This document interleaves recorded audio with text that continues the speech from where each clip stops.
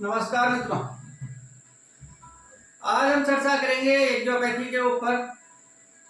दैनिक यज्ञ, अग्निहोत्र और नैनो यज्ञोपैथी में क्या फर्क है। दैनिक यज्ञ आध्यात्म के रूप में और पर्यावरण की शुद्धि के लिए किया जाता है, मन की शांति के लिए किया जाता है, जबकि नैनो यज्ञोपैथी में एक टारगेट बेस्ड यज्ञ किया जाता है, जिसके अंदर सुनिश्चित मात्रा में वन औषधियों का प्रयोग किया जाता है, जिसे हम आयुर्वेदिक औषधि भी कह सकते हैं। विभिन्न प्रकार के रोगों के लिए अलग अलग प्रकार की सामग्री का प्रयोग किया जाता है। हाँ, एक बात मैं आपको अवश्य बता दूं कि अभी तक किसी वैज्ञानिक ने इसको सर्टिफाइड नहीं किया गया है कि यज्ञोपैथी के माध्यम से उपचार करना वाजिब है। जिन लोगों ने किया है, ऋषि मुनियों ने किया है, वो अपना अनुभव बता सकते हैं और उन्हीं अनुभव के आधार पर मैं आपको बताने जा रहा हूं। किसी भी ऑथराइज्ड कंपनी ने इसे अधिकृत नहीं किया है, इसलिए अगर आपकी गंभीर बीमारी है तो उसका उपचार एलोपैथी डॉक्टर से करवाएं, जो भारत सरकार द्वारा, राजस्थान सरकार द्वारा या किसी भी राज्य की सरकार द्वारा पंजीकृत हो, उसी से इलाज करवाएं। हाँ, सब्स्टिट्यूट के रूप में आप इसको काम में ले सकते हैं यज्ञो नैनोपैथी। हालांकि धीरे धीरे सुनने में आया है, कंफर्म मुझे नहीं है कि इसके ऊपर कोई रिसर्च भी हुआ है या हो रहा है या होगा, लेकिन हाँ, इतना अवश्य पता है कि अगर आप इसे काम में लेते हैं तो आपको सब्स्टिट्यूट के रूप में काम आती है। जिस प्रकार से एनेस्थीसिया काम करता है, देते ही तुरंत असर दिखाता है, मैं समझता हूं नैनोपैथी के द्वारा यज्ञ के माध्यम से जो वन औषधियां जाती हैं वो भी अपना असर दिखाती होंगी, दिखाती है नहीं, दिखाती होंगी। प्रयास किया जा सकता है सब्स्टिट्यूट के रूप में, कोई बुरा नहीं है।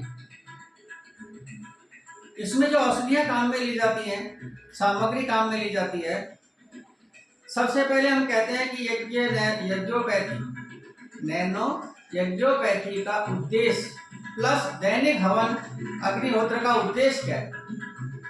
तो सबसे पहला दोनों में अंतर यह है कि नैनो यज्ञोपैथी में जो यज्ञ किया जाता है वह टारगेट बेस्ड यज्ञ होता है, जिसमें मरीज को ऊर्जावान बनाया जाता है, स्वास्थ्य लाभ पहुंचाने की कामना से किया जाता है। जबकि दैनिक अग्निहोत्र अध्यात्म की दृष्टि से किया जाता है और पर्यावरण परिष्कृत करने के लिए किया जाता है। आध्यात्म उन्नति हो, पर्यावरण परिष्कृत हो। नैनो यज्ञोपैथी में टारगेट बेस होता है, किसी विशेष बीमारी को ठीक करने के लिए, उसको लाभ पहुंचाने के लिए और मरीज को ऊर्जावान बनाने के लिए किया जाता है। सामग्री की बात करें तो नैनो यज्ञोपैथी में आयुर्वेदिक वनौषधियों का ही प्रयोग किया जाता है, मरीज के बीमारी के अनुसार पंजीकृत वैद्य के सलाह के हिसाब से, बिना सलाह के नहीं कि हम अपनी मर्जी से काम में ले लें, जो चाहे कर ले हो जाए, नहीं। आयुर्वेदिक जो पंजीकृत वैद्य है उसी के अनुसार दवाओं का चयन किया जाता है, किस बीमारी में किस दवा की मात्रा कितनी होगी। दैनिक अग्निहोत्र में सामग्री सीमित मात्रा में ली जाती है, उसमें ऐसा कोई प्रावधान नहीं है कि वनौषधियां ही हो। तीसरा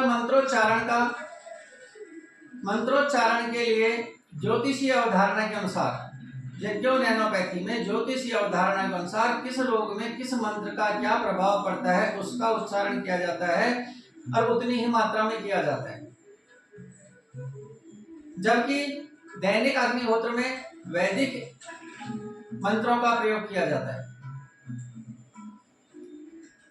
इसके किनको नहीं करना चाहिए?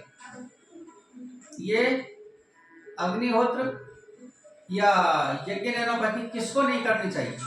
सबसे पहले उसे नहीं करना चाहिए जो दमा का मरीज हो, श्वास का बीमारी से ग्रस्त हो, उसे अग्निहोत्र नहीं करना चाहिए, नुकसान हो सकता है,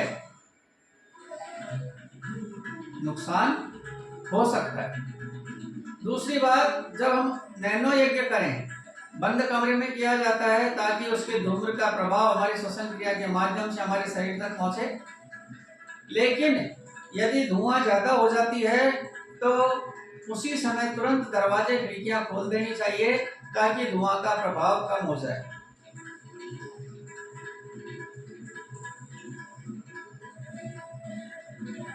सीमित मात्रा में शरीर की अनुकूलता के अनुरूप ही किया जाना चाहिए।